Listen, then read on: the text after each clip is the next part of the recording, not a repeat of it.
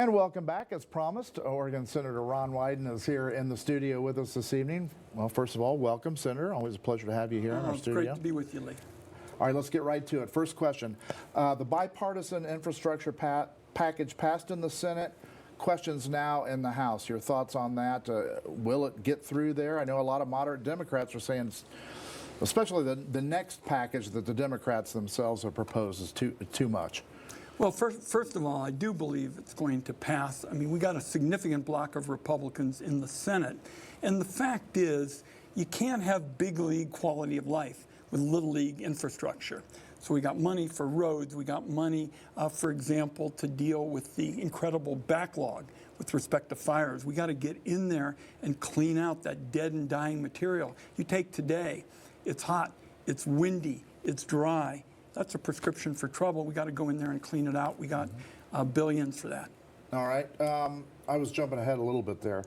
The next package, the Democratic infrastructure package, is that going to fly through with... I believe it will, and I'll give you one of my top priorities. Certainly you hear about it from Central Oregonians constantly, and that is so many of our people are getting mugged at the pharmacy counter with these escalating prices in prescription drugs. I'm leading the effort in the Senate to lift the restriction on Medicare so it can negotiate for lower prices. Once you do that for Medicare, what you find is almost always it gets picked up in the private sector. That's going to be in the fall package. Okay, all right. I know there are some moderate Democrats who are saying, well, that's a little too costly. Is there a compromise there, or is it going to stay at the target that has been set? What I think moderates are focused on is something I agree with, and that is that you have to finance the package responsibly. And one of the areas I'm focused on is making sure that the wealthiest, the people at the very, very top, you know, you read about Jeff Bezos not paying any income taxes. They've got to pay their fair share. Okay, all right. Okay, let's just say, okay, everything hunky-dory, it's going to pass. Everything's going to pass. The president's going to sign it. It's going to be a lot of heavy lifting, but I think people understand that now's the time when you've got to make some of these key investments. I mentioned senior citizens. We're talking about physical infrastructure. I just mentioned roads and what we're doing in the woods. Well, very often workers need childcare in order to be able to move goods from point A to point B. So I'm for physical infrastructure, and I'm also for focusing on those needs of families. Okay, all right. So how does it impact specifically Central Oregon? Anything in there that you're seeing? Everything I just mentioned affects Central Oregon. I mentioned the senior citizens, their prescription drugs. I mentioned the roads. I mentioned the question of fire, particularly on a day like this. Broadband. The package for broadband involves billions of dollars, and it includes the legislation that I authored at the outset of the pandemic that provides money for folks all across our state when they're working at home. They need telemedicine. They're having a kid getting a lot of their schooling online. Okay. All right, next question. Next subject, Afghanistan. First of all, your thoughts on the Taliban now in control of the country. Should we have done things differently? What kinds of things have we learned here? We were there 20 years. What we're seeing on every broadcast, Lee, is absolutely horrifying.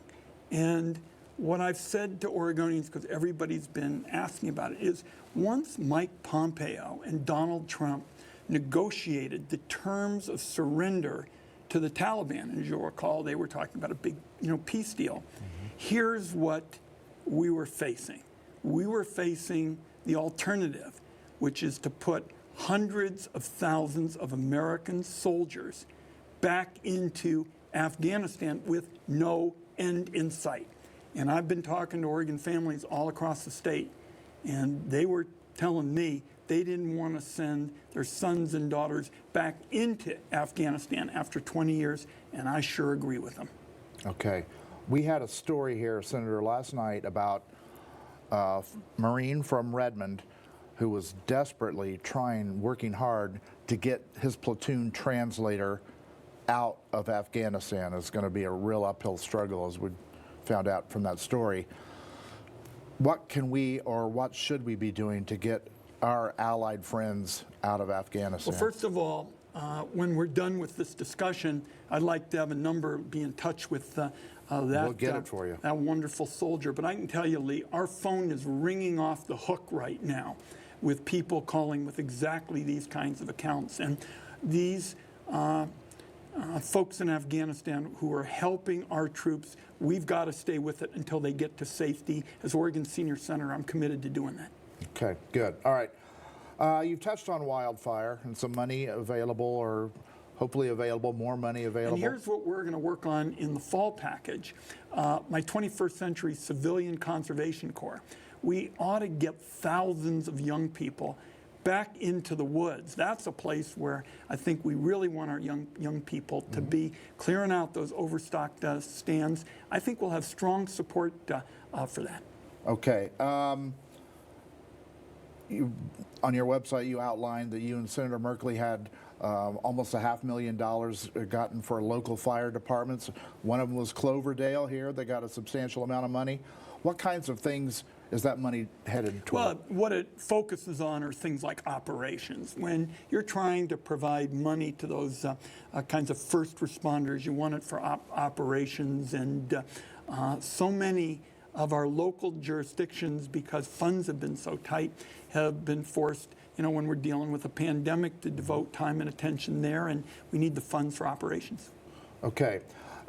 Just 30 seconds left.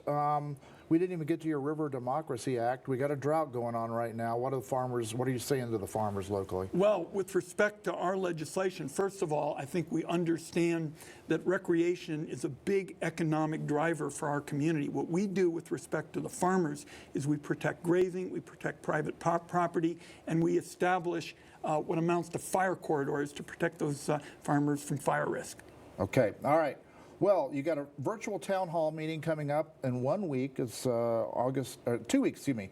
August 31st begins at 1 p.m. And Senator Wyden, thank you. I've had 970 in-person town hall meetings. We hope to continue those again soon. Okay, this one will be a virtual. This will be virtual. Okay, all right. Thanks, Senator. Thanks for having me. All right.